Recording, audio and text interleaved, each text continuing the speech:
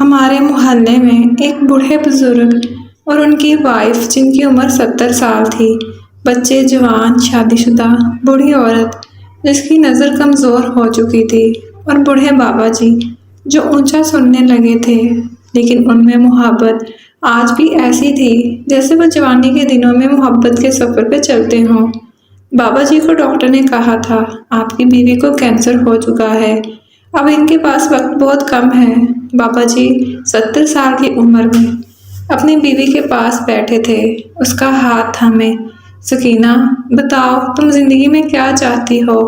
کوئی خواہش؟ سکینہ نے شوہر کی طرف دیکھا۔ میں چاہتی ہوں میں آپ سے پہلے مر جاؤں، کیونکہ آپ کے بنا میں ایک سانس بھی نہیں لینا چاہتی۔ بابا جی بولے، اب میں بوڑھا ہو چکا ہوں، اب بھی مجھ سے محبت کرتی ہو؟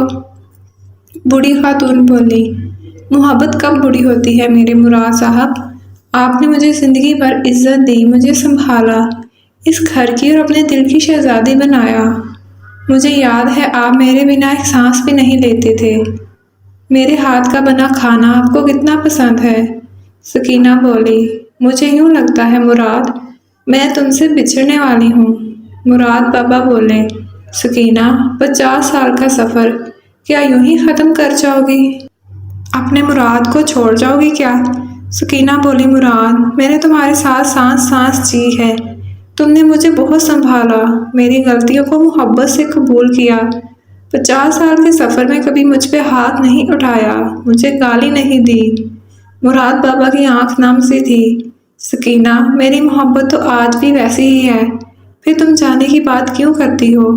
سکینہ نے مراد بابا کا ہاتھ پکڑا، کیونکہ تمہارا ہجر میں جی نہیں پاؤں گی۔ بھلا جس کی آغوش میں 50 برس گزارے ہوں، اس کے بنا کیسے جی سکوں گی؟ مراد بابا نے سکینہ کے آنسو صاف کیے۔ سکینہ، میں جانتا ہوں تم بیماری سے لڑتے لڑتے تھک گئی ہو، بچے اپنی زندگیوں میں مصروف ہیں، لیکن تم مجھے کس کے سہارے چھوڑ کر جاؤ گی؟ سکینہ بھی آہستہ سے بولی، میری قبر پہ آ جایا کرنا مراد بابا۔ مراد بابا خاموش ہو گئے، آنکھ سے آنسو بہنے لگے۔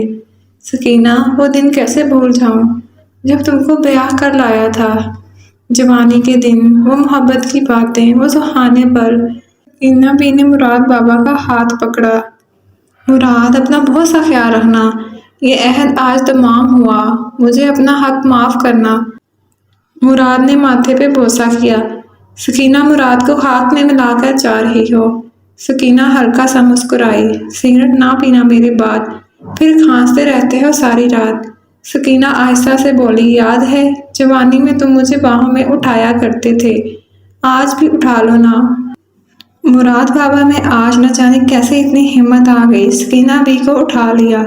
سکینہ بی کی آنکھوں سے آنسو نکلا اور مراد بابا کے قدموں پہ جا گرا۔ سکینہ بی کا جسم ڈھیلا پڑ گیا اور وہ رخصت ہو چکی تھی۔ مراد بابا سینے سے لگا کر رونے لگے۔ ہائے، چاہے کوئی کیسا بھی ہم سفر ہو، صدیوں سے راستہ بدلنے میں کتنی دیر لگتی ہے۔ محبتیں ہوں تو ایسی ہوں جو جوانی کے وعدوں سے شروع ہو کے بڑھاپے کے سہارے تک سفر کریں۔ بھلا آپ میں سے کوئی کرتا ہے ایسی محبت جو بڑھاپے میں سکینہ بی اور مراد بابا سا بن سکے؟ رائٹر شہزادہ فارس۔ کہانی محبت کی آغوش۔